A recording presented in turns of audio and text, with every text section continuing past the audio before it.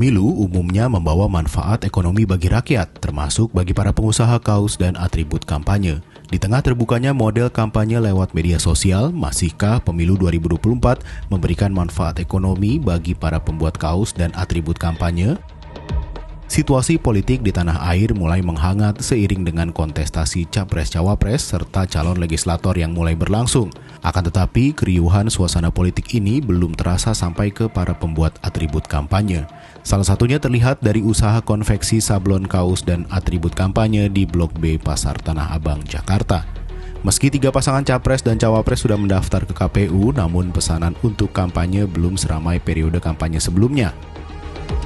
Dodi, pemilik usaha konveksi di Blok B Pasar Tanah Abang, merasakan penyusutan tersebut. Dalam kurun waktu 20 tahun ia berjualan, periode pemilu kali ini dinilainya agak lesu. Kalau buat sekarang agak turun sih Pak, maksudnya turun-turun banget mah enggak, tapi agak menurun dari yang biasa. Nah, ada sih orang pesan, cuman nggak terlalu banyak gitu.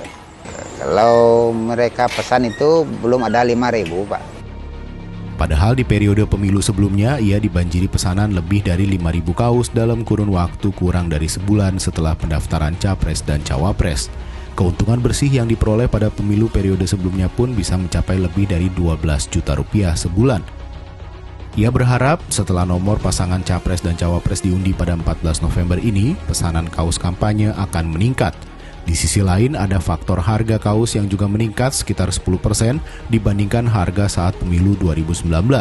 Di tengah situasi ekonomi nasional yang lesu, anggaran untuk kampanye diperkirakan juga menyesuaikan kantong para tim ses maupun kandidat yang akan berlaga.